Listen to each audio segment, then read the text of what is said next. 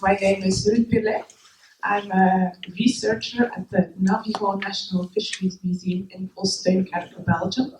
And I'm here today to talk a bit about the role of a museum, of the role a museum can play in safeguarding intangible cultural heritage.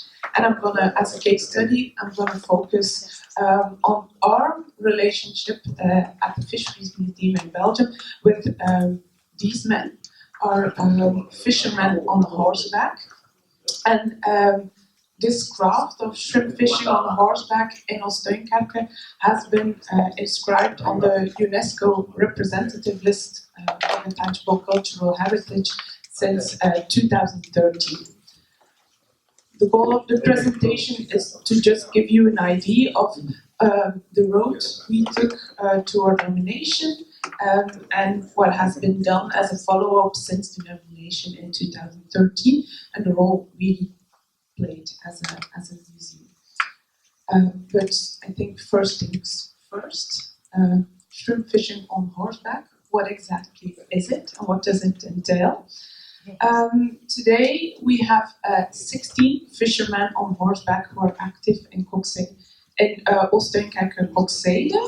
Oost-Steenkerke is located over here, so at the Belgian North Sea coast, quite close, around 10 kilometers away from the border with France. The Netherlands are located here. And Oost-Steenkerke is part of the larger municipality of Kokzijde.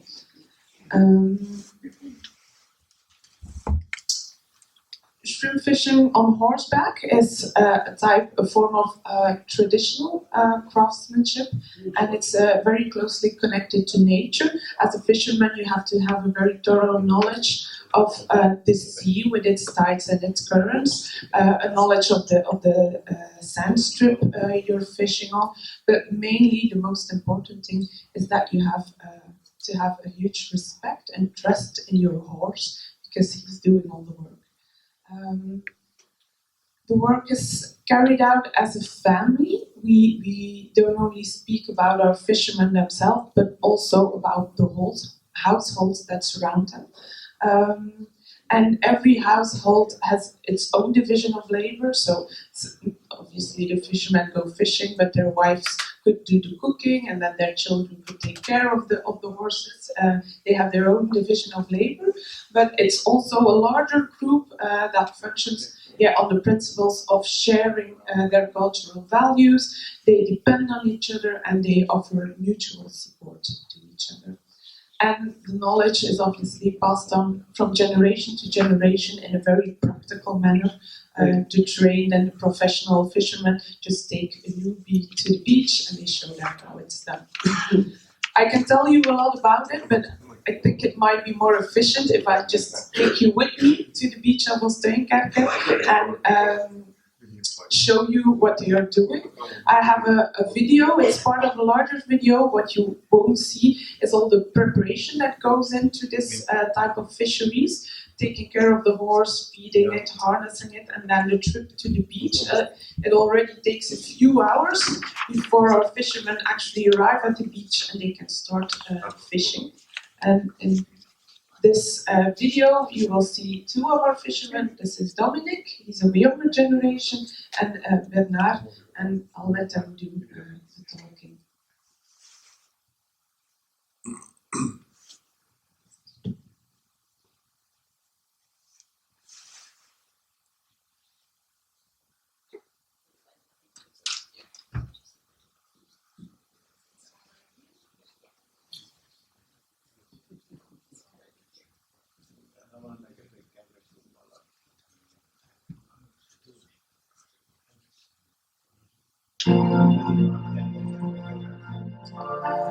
You can see that the beach of Oost-Steenkerke is a really wide open space, and that is important for this type of fisheries. You do have to have quite a flat and gently sloping coast. La plage étendue est le biotope idéal des crevettes grises qui vivent entre les bancs de sable.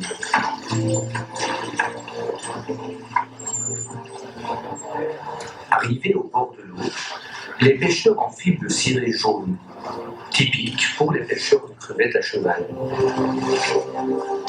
This is their traditional yellow oilsted outfit.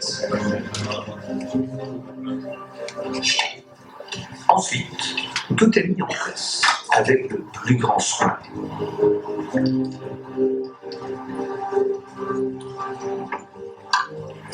La pêche aux crevettes à cheval a quelque peu évolué au fil du temps. Les filets, le matériel et les tenues vestimentaires étaient différents et se sont améliorés au fil des décennies. Mais la méthode de pêche et le lien unique entre l'homme et l'animal n'ont pas changé. La pêche se pratique 1h30 avant, jusqu'à 1h30 après la marée basse. La meilleure période pour pratiquer la pêche se situe entre avril et juin, et entre septembre et octobre. Les pêcheurs accordent beaucoup d'importance à la transmission de leur savoir. C'est pourquoi ils organisent, avec l'aide du syndicat d'initiative de la commune, des démonstrations de pêche et de cuisson pour le grand public. Et cela surtout pendant les mois de juillet et août.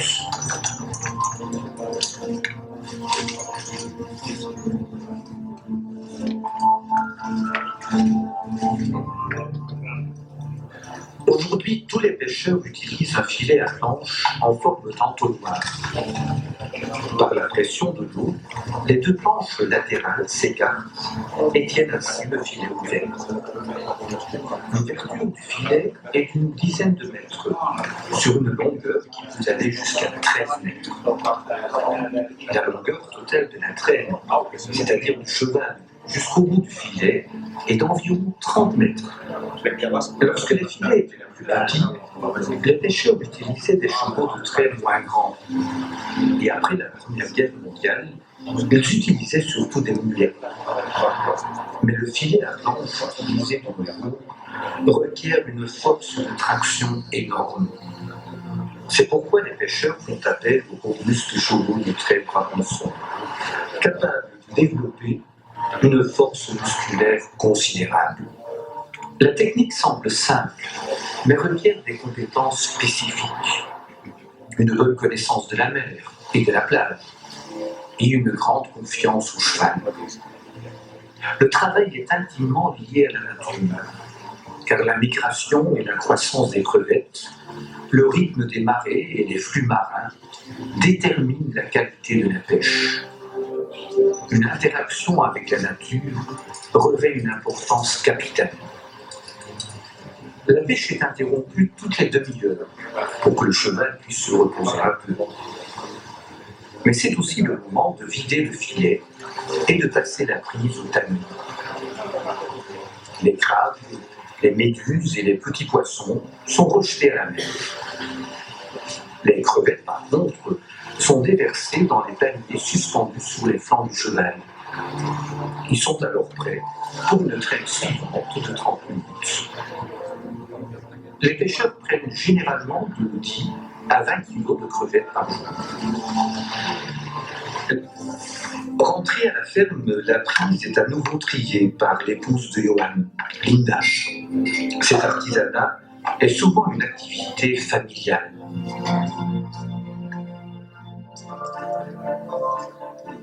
Les crevettes sont alors plongées plusieurs fois dans l'eau du robinet. Ensuite, on les cuit dans une grande marmite d'eau douce, légèrement salée. Chaque pêcheur a son secret pour préparer les meilleures crevettes. Lorsqu'elles sont prêtes, les crevettes de couleur rouge-brun sont étalées sur un filet pour les faire refroidir. Ces crevettes fraîches sont une vraie délicatesse gastronomique, très appréciée par la population locale, mais aussi par les nombreux visiteurs. Because I quickly want to introduce you to our museum as well. The Navajo National Fisheries Museum was founded in 1974 by the municipality of Kokzijde-Oostduinkerke. It's located in the center of Oostduinkerke, the town center. And as you can see, it went through a few renovations already.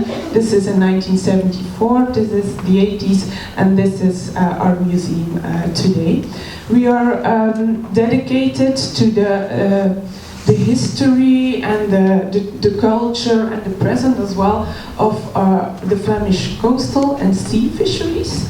And you can see we have quite a range in our collection. We have an actual retired fishing boat, but also aquaria with the North, where you can see the life in the North Sea. This is an old fisherman's house. We have a lot of model ships and much more.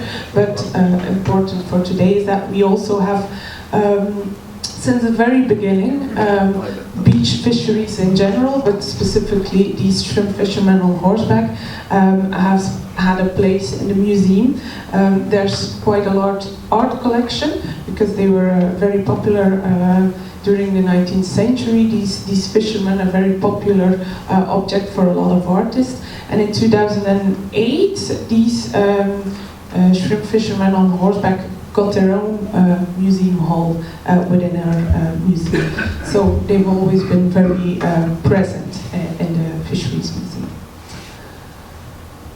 What I want to talk to you about next is just about how we approached the nomination file for a UNESCO recognition, and the fact that we took a participatory approach in which our fishermen were very involved, but a larger network was built to get the success we wanted. The road to the nomination began in 2009 for us, when on the request of the fishermen themselves, the nomination file was submitted to the Flemish government to be inscribed on the Flemish inventory list for Ice Age. The fishermen requested it, but it was someone in the National Fisheries Museum who actually coordinated the file, who wrote the file, handled the communication about it, and then the municipality submitted the file in 2009, and with success we landed on the Flemish inventory list. After that, we kind of had to wait our turn to the point when we, the Flemish government, nominated us for inscription on the UNESCO representative list. And that happened in 2012. So we started working on the file in 2012 to actually deliver it in 2013. The nomination was initiated and elaborated by a working committee with members of 5 important groups.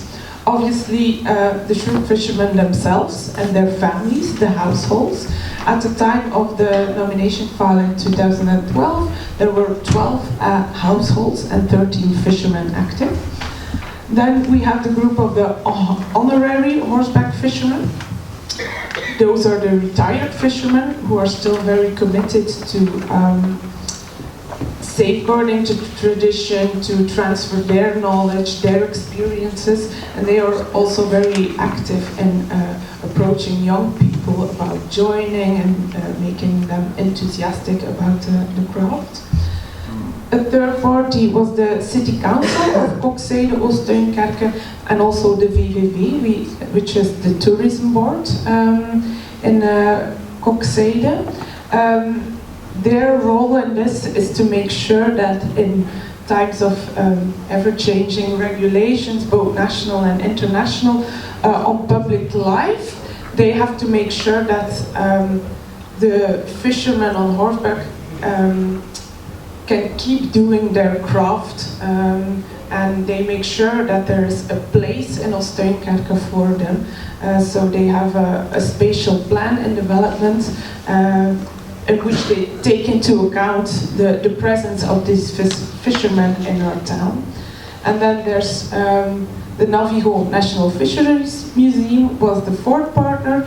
As I told you, as a fisheries museum, even since the 70s, we've been committed to researching and documenting the craft, and also raising awareness about it in a larger community.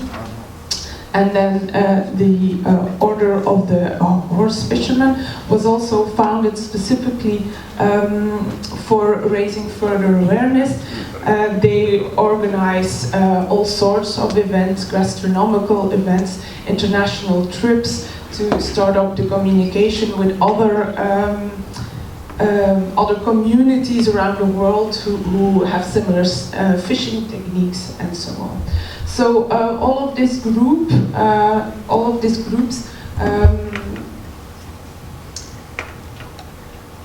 put one or two members in the working committee, and they started working on the nomination file.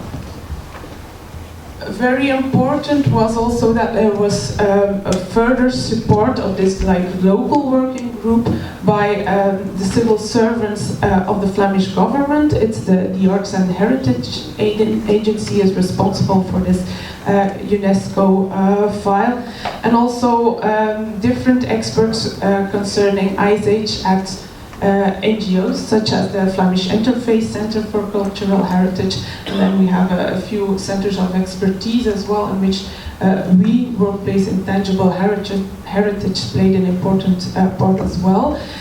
These people proved essential for the success of the nomination file, because they screened different versions of the nomination file, and they are very familiar with the UNESCO language, what is expected, the details of the convention and all of that. So that was crucial to get the right tone and the right words in your nomination file. And then there was one central person in all of this, sort of the bridge between UNESCO, the Flemish government, the local brokers, and that was now our director of the Fisheries Museum, then the researcher, Ineke Stevens. She wrote the nomination file and channeled all the information from all the different stakeholders involved in the nomination. It was handed in work started in March 2012. It was handed in February 2013, and then the UNESCO decision followed in December of 2013. We got a positive result from UNESCO, and what they mainly highlighted in the review of our nomination file was the importance of the aspect of knowledge transfer over generations. They said that the craftsmanship and the initiatives they take to pass on this craft onto new generations are a good example of dynamic, sustainable, respectful approach to nature and culture. A second thing that was important was the fact that this type of fisheries created a sort of collective identity of Oostduinkerke Kokzijde. Everywhere you go in the town, you're confronted with these fishermen. This is when you enter the town of Oostduinkerke. This is Florkos, our giant fisherman on horseback. This is the spring edition, but if you look at him today, he's in a Christmas outfit already. But not just that, but we have street names dedicated to our fishermen.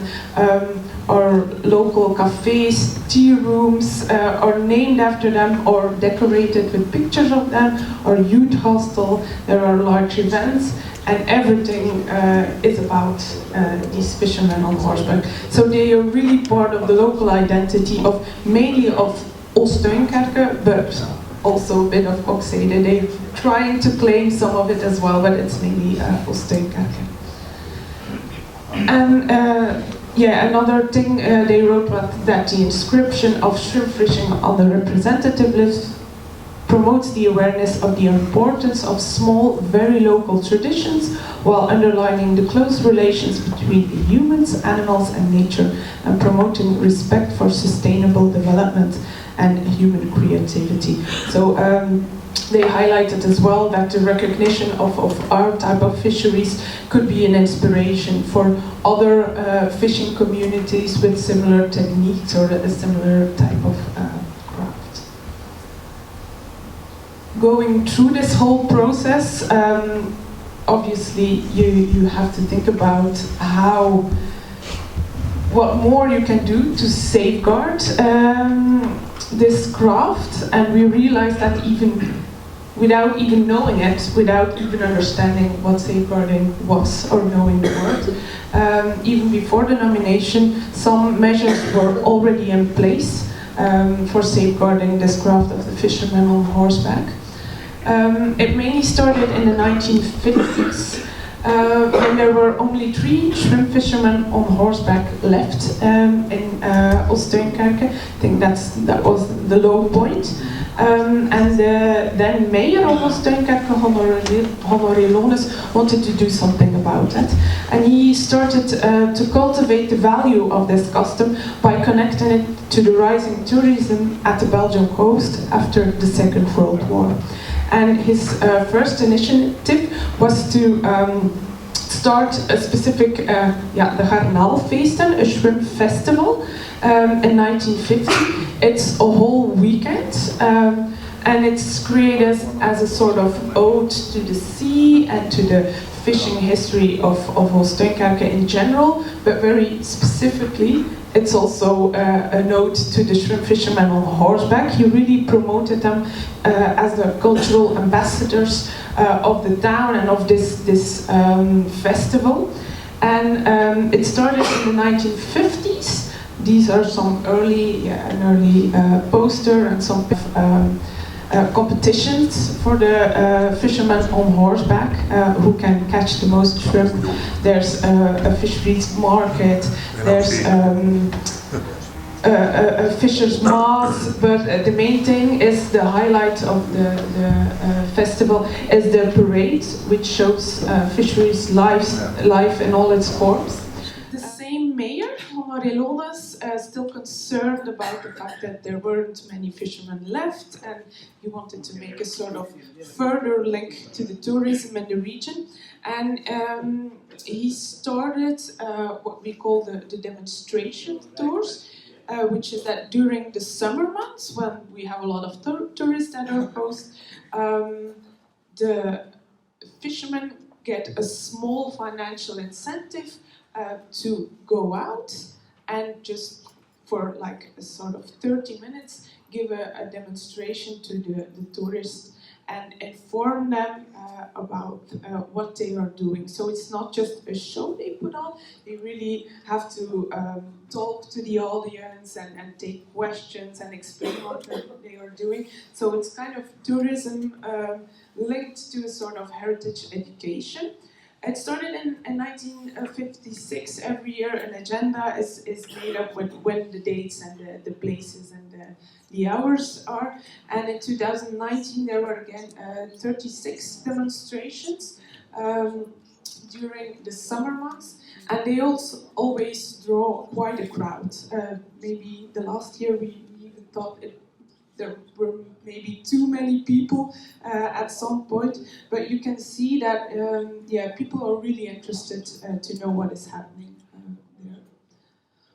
I also want to say that the municipality offers like a small incentive for these fishing demonstrations, but they also offer their logistical support to the fishermen by providing pastures and stables for keeping the horses. Ooststeenkerke isn't that big, we don't have that much space. And it's not always easy. You maybe want to become a fisherman on horseback, but where do you put your horse? Not every house is equipped with a stable or something. So the local government decided to buy up some space some fields and pastures and provide them with sort of basic stables. And so for fishermen who are looking for accommodation for their horse, they can go to the government, the local government for support. And then last but not least, safeguarding that was already in place before the UNESCO nomination file is the fact that we already had a fisheries museum that paid special attention to the fishermen on horseback. So that was already quite good for creating awareness of the craft. And we do believe that it were these early interventions already from the 1950s onward, and the support of the local politicians, tourist office, and the pride of the stamina of several of our shrimp fishermen that actually saved the custom during the last half century, and not just saved it, but made it very much a symbol associated with the Flemish coats. They're quite famous within Belgium. Obviously, we started thinking further than the safeguarding measures that were already in place. And it's at that point that, as the museum was really forced to think about their role in the whole, in this whole process. Okay, we are filing the nomination file, which is already a good thing, but what more can we do for safeguarding this tradition to get it some recognition and so on? And we realized that the role we could play as a museum was situated on many different levels. First of all, we do play the role of an administrative center in this whole process. Yes, writing the nomination file, but also the follow-up afterwards. For the Flemish government, we have to make an annual report of our safeguarding measures and what we are doing to promote this craft, but also for UNESCO, we haven't had to file a report yet, but it's coming. So that's part of the task of the museum in this whole process. We also take care of the presence of this craft on the Flemish platform for Ice Age. It's a digital database and website that's created by the Flemish government. It looks like this, and it allows all communities, groups or individuals to register their intangible heritage, whether it's recognized or on the Flemish inventory list or not. Everyone is welcome, and it's a place where you can connect with other heritage communities to get inspired, and actually we have a place on the list of inspirational cases in Flanders, within Flanders. Next to our role as a sort of administrative center, we also play a role as a facilitator. It started with writing the nomination file, but after that it keeps on going. You're kind of serving as a bridge between the local heritage community, the municipality, and then further up the government, centers of expertise, and so on. And it's also our role as a museum to keep looking for partners in this whole process within our own community, but definitely also in the heritage and the academic field, to create a network, to share expertise and experience concerning all the safeguarding and knowledge transfer. And this role of the museum results in several publications about our experiences in lectures, like the one I'm giving today, but that's mainly my director who usually does that, in attending expert meetings and symposiums and so on. This is not a very clear picture, but this is my director, Ineke Stevens, and as you can see, she's in Korea talking about her fishermen, so they really travel the world. A very specific initiative we took was that after the recognition by UNESCO in 2030, we started a safeguarding committee. Firstly, it was mostly we wanted to monitor the the effects of inclusion on the representative list. Would it change something? But now we mainly use it as a way to increase the communication between all the different stakeholders involved, and those are the same stakeholders with which we participated for the writing the nomination file. We want to keep in touch, and in that way ultimately guarantee the safeguarding and the sustainable development of this element. We meet 2 times a year, and we discuss whatever needs to be discussed. And one of the biggest achievements of the Safeguarding Committee is that they started and wrote an official training program for new fishermen.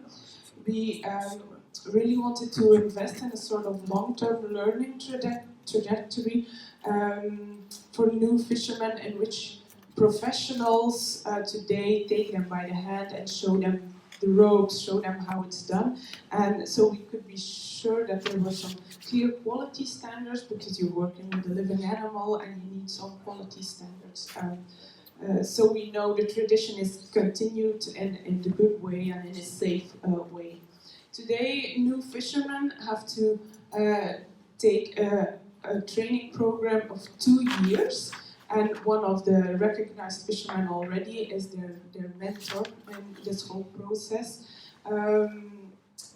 And at the end of these 2 years, they need to take a theoretical and a practical exam. The theoretical exam is actually just a tour in the museum and an info session about the heritage and the history of the tradition. The practical exam takes place on the beach, and it's just where you have to prove that you can control your horse, that you can catch the shrimp, and so on.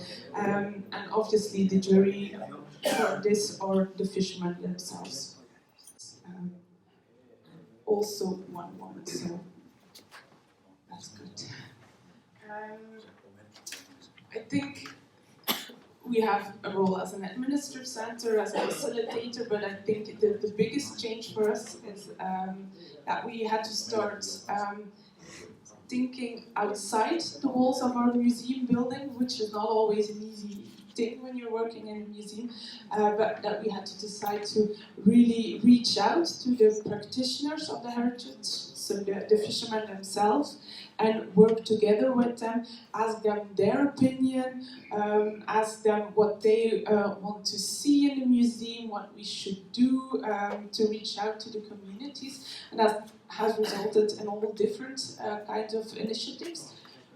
For example, we offer in the museum some educational programs and workshops concerning this craft. For example, we have one fisherman on horseback, Chris, whose expertise is weaving the nets.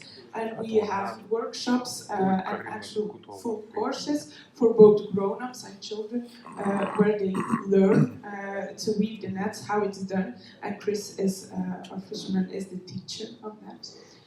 We organize temporary exhibitions which highlight the craft. For example, we had an exhibition from in Belgium, quite famous photographer Stefan van Vleteren, who recorded our fishermen in a very nice way.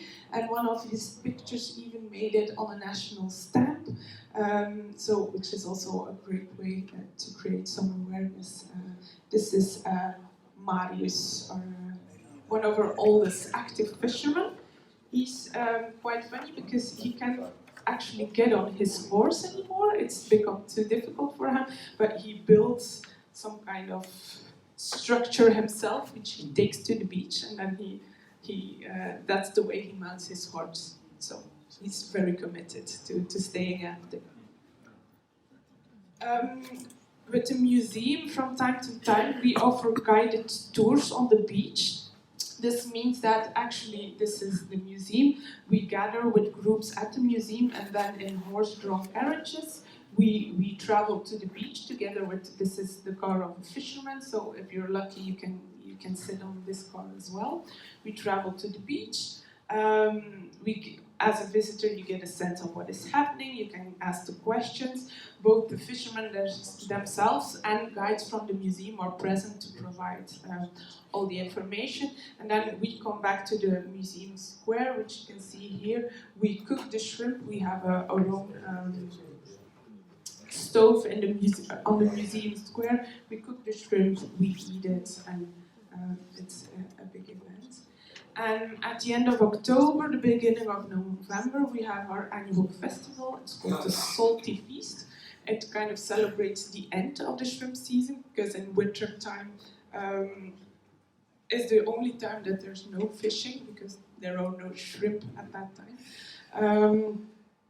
And we had it last month again, our Salty Feast, and it's the same principle where we take our visitors to the beach, show them what's happening there, and then come back and taste the catch of the day.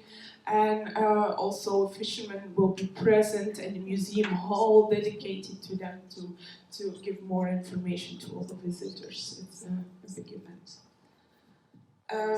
And yeah, throughout all of this, it's been very important for us as a museum to keep in very close contact with the households by inviting them for consultation on certain matters, but also collaboration on a lot of things. This is quite a horrible picture, but it shows you that every year we invite the fishermen and their wives for a dinner in the museum. And last year it was actually in the museum hall dedicated to them, because it was also part of a process that we wanted to interview them about a new museum hall that's in the works, about their craft, and we wanted them to have a voice and what we are showing and what we are not showing. They can really give their opinion. Yeah. Safeguarding the future is bright. We do have some new things coming up as well. As I told you, in 2020, with the Center of Expertise, it's the Workplace Intangible Heritage, and the fishermen themselves, as I said, on a participatory project, we wanted to know what they want to see in this new museum hall. It's allowed us much more than before to serve as a community center. We serve an important and positive role in the cultural life of the community now, more than we did before. We are in closer contact with our community. The whole process created a very dynamic network between the shrimp fishermen on horseback, the local communities, the municipality, the museum itself, and we all benefit from it in one way or the other. As stakeholders, what is very important to us is that we're all very aware of our responsibility to ensure a sustainable development of the craft, both culturally but also economically. We want to provide sustainable heritage tourism and municipal support. Also, ecologically, we show concern for the nature, we have respect for the fish stocks, and socially, which means that we have a lot of attention, pay a lot of attention to the transmission of the craft. As for the UNESCO effect, it's a question we often get. What was the effect of the recognition by UNESCO? No money or anything is involved, but we have, when you get recognized by UNESCO, but we have to say that for us, it's been clear that it's been a very important tool for an international visibility. I can't give you any numbers concerning the increase in heritage tourism, because for some reason our tourism board hasn't really paid any attention to it. But when we were going through the process, they estimated that it could be up to an increase of up to 30%. I can't tell you that, but we have noticed that there is a lot more potential, especially internationally. And they are the number one attraction in our region. These fishermen are really the cultural ambassadors of the town, and it is notable that Kokzijde is definitely not the biggest town at our Belgian coast, and that we can boast the highest number of tourists among all the Belgian coasts. And we do think it has something to do with our fishermen, or that they play an important role in all of that.